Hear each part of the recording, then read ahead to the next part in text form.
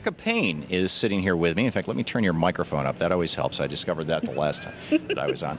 And she is the founder and president of the Agenda Project, a public policy expert, a commentator, a strategist, previously with the Roosevelt Institute, and the author of The Practical Progressive, How to Build a 21st Century Political Movement. The website, agendaproject.org. Yes, right? and also dailyagenda.org. Okay, dailyagenda.org. And first of all, the Agenda Project. Tell us about this. So the Agenda Project operates in some ways like a roving PR capacity, but our client is progressive values. And so what we try to do is create really kind of edgy, forceful messages that intersect the media zeitgeist at a time when they're particularly important. Wow. And that sounds... In the abstract, it sounds great. Give us a concrete example. Yeah, so a campaign that we did a couple of weeks ago, we called it America the Beautiful. It became known as Granny Off the Cliff, and it's you did that campaign? We did with the Paul Ryan suit lookalike. So the Paul Ryan suit lookalike, who is actually my assistant in my office.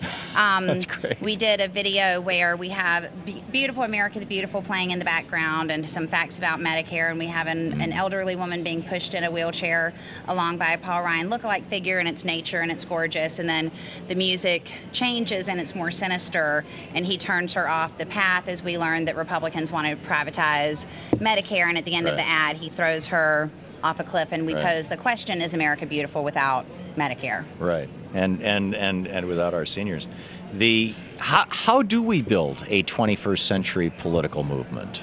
Well, I have to use the subtitle of your book. Yeah, I have a sort of unusual background for people who are in politics. So I spent an early part of my life working at the National Democratic Party, but then went to business school and worked in the private sector for a couple of years. And it was interesting to be in business school because I would be in class with people who would talk about packaging and marketing, Gain detergent or Pepsi or some of these other consumer products, and I would talk about how to package and market and price an hour of the president's time to maximize the revenues.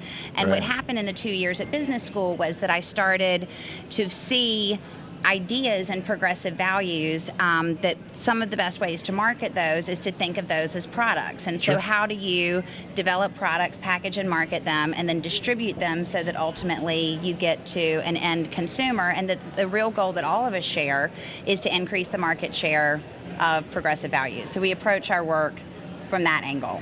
Wow, that's great. That's great. What are you? We've been having this conversation all morning with a couple of very interesting people.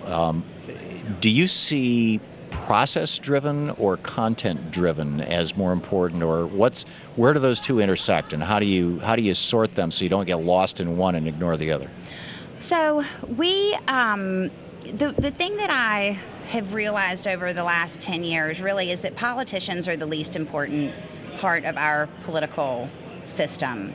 And so again, they're just going the back representatives. to they're just, you know, they're the actors in the movie. So yeah, they're the people that you see, but they're not the scriptwriter, they're not the writers, they're not the editors, and all of that happens in institutions that are largely outside of electoral politics. So what we need to do over the long term is, it's process and content, but let me just put it in a slightly different frame, which is that to really understand that politics has a value chain like any other business has a value chain. So if you think of a product like Nike has to source raw materials like canvas and rubber, design the tennis shoes, manufacture the tennis shoe, come up with swoosh and just do it, and then they hire Michael Jordan to be their spokesman. Right. And what progressives have done... They actually don't even manufacture anything. I don't believe. I think that they outsource all their manufacturing now.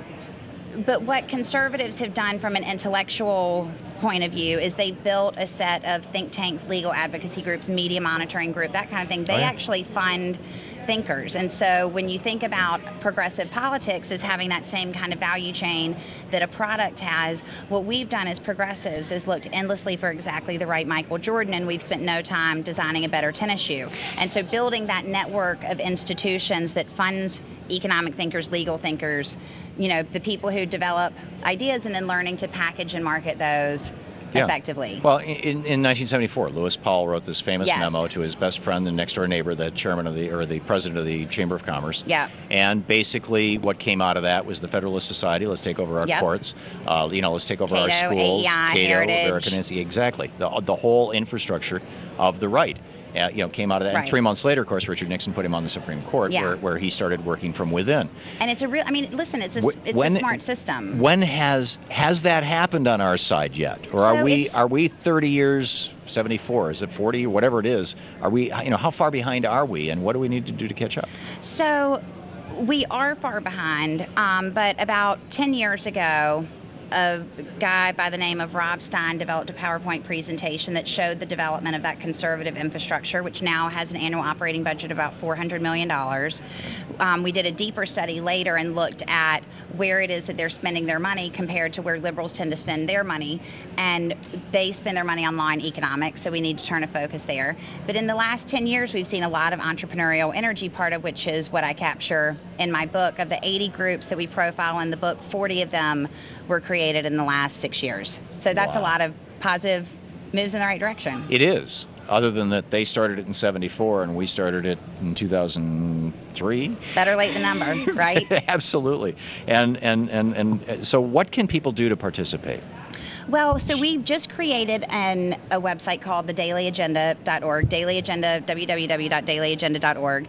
And what we are doing there is highlighting its news from the movement. So if you're familiar with Variety, which is a trade publication in essence for the movie business, we have tried to create that for the progressive movement. And so you can go on there and see all the different organizations. These are non-electoral organizations, so it's not about candidates, it's about ideas and marketing ideas and actions that people can take. So going on that website, people can see everything that's happening in the progressive movement and find the activities that best serve their interests. That's great. Erica Payne and agendaproject.org and dailyagenda.org. Dailyagenda.org. Thank you, Erica. Thanks a lot. Thanks for the great work you're doing. We'll be right back.